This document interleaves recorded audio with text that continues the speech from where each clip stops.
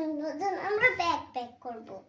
ইনশাআল্লাহ তোমাকে বেলের কাছে নিয়ে আসবো। তখন আমাকে কিন্তু বউ দেখো কিন্তু। চলো আমি তোমার ব্যাকপ্যাক করতে যাই। দেখো তোমাকে এনেছি।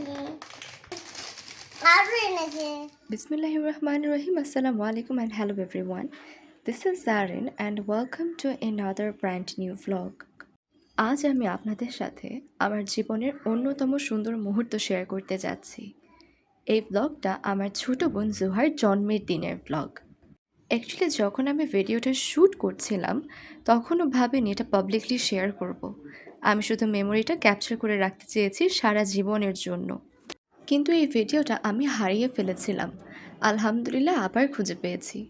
জোহা হয়েছিল ডিসেম্বরের 23 তারিখ, ঠিক আমার এসএসসি টেস্ট এক্সামের পর।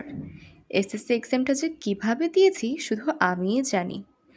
মাম্মি যেদিন হসপিটালে অ্যাডমিট হয়েছিল সেই দিনই দুপুরে সিজার হয়েছে।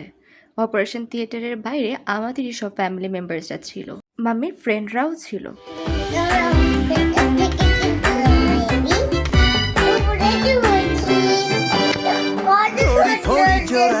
थोड़ी थोड़ी चोरी चोरी भोली भाली प्यारी प्यारी यादें सारी झोली में भर ले মাম্মি थोड़ी चोरा चोरी थोड़ी थोड़ी হ্যালো বলো, कर ले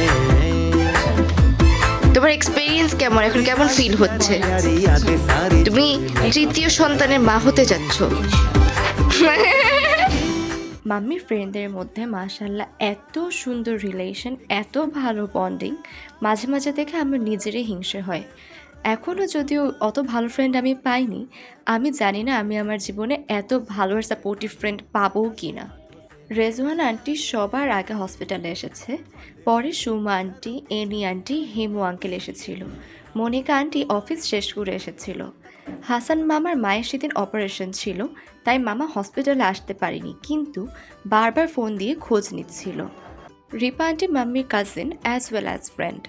আন্টি ডক্টর, তাই অপারেশন থিয়েটারে থাকতে পেরেছিল।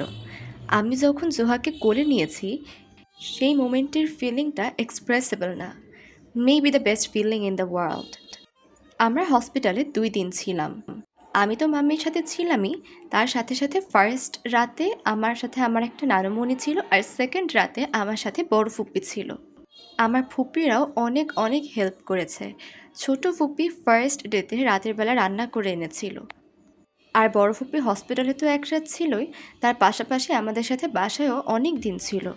রেজওয়ান আন্টি সেকেন্ডে দুপুরে রান্না করে এনেছিল। জোহার ডাইপার চেঞ্জ করা থেকে শুরু করে আন্টি অনেক হেল্প করেছে, আমাদের সাথে অনেকটা টাইমই ছিল। অপারেশন থিয়েটারে রিপা আন্টি থাকায় মাম্মির নাকি কোনোই ভয় লাগেনি।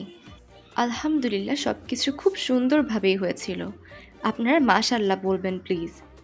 জোহা যেদিন হয়েছে সেই দিন আমার উদ্ভাসে এক্সাম ছিল, সেই এক্সাম তো আমি দিতে পারিনি। ইনফ্যাক্ট তারপরেও অনেক দিন আমি এক্সামগুলো অ্যাটেন্ড করতে পারিনি। হসপিটালে রাতের বেলা জাফিনকে আমরা রাখিনি, ওকে বাসায় পাঠিয়ে দিয়েছিলাম। And for the very first time ও আমাকে আর মাম্মিকে ছাড়া বাসায় ছিল। সে বাসায় যেয়ে কি কান্না শুরু করেছে আমাদের কাছে আসার জন্য। আমি সিসি ক্যামেরা থেকে দেখে ওকে আবার ফোন করে একটু সান্ত্বনা দিলাম যে বুবু তুমি পরের দিন আবার এসো, কিন্তু আমার আর মাম্মির খুবই খারাপ লাগছিল। হসপিটালে ওকে রাখার স্কোপ ছিল, কিন্তু তারপরেও বাচ্চাদেরকে তো হসপিটালে না রাখাটাই ভালো। জোহা হওয়ার পরের 2 দিন হসপিটালে রাতের বেলা আমরা ঠিকমতো কেউই ঘুমাতে পারিনি। ওকে নিয়ে হাঁটতে হচ্ছিল রাতে, কিছুক্ষণ কেঁদে উঠছিল, আবার ভাবছিলাম ওর ঠান্ডা লাগছে কিনা, বিভিন্ন জিনিস নিয়ে আমরা রাতে ঘুমাতে পারিনি। হয়তো আপনারা আমার ফেসটা দেখে বুঝতে পারছেন ওই 2 দিন আমাদের উপরে কী গিয়েছে। জোহা যেদিন হয়েছে সেদিন তো সুমা আন্টি এসেছিলই, তারপরে আরও একদিন এসে আমাদের সাথে দেখা করে গিয়েছে। আমি যতটুকু পেরেছি মোমেন্টগুলো ক্যাপচার করে রাখার চেষ্টা করেছি, তবে কিছু কিছু মোমেন্ট আবার ক্যাপচারও করতে পারিনি। যেমন আমার এক নানা ভাই এসেছিল, মামা এসেছিল দেখা করতে, আমার ফুপাজি এসেছিল দেখা করতে, তাদের ক্লিপগুলো আমি রাখতে পারিনি আসলে। আশা করি আপনাদের সবার ভিডিওটা ভালো লেগেছে। আপনারা সবাই আমাদের জন্য দোয়া করবেন। যদি ভিডিওটা ভালো লেগে থাকে then please like, comment and share. See you in the next blog. আল্লাহ হাফেজ, আসসালামু আলাইকুম।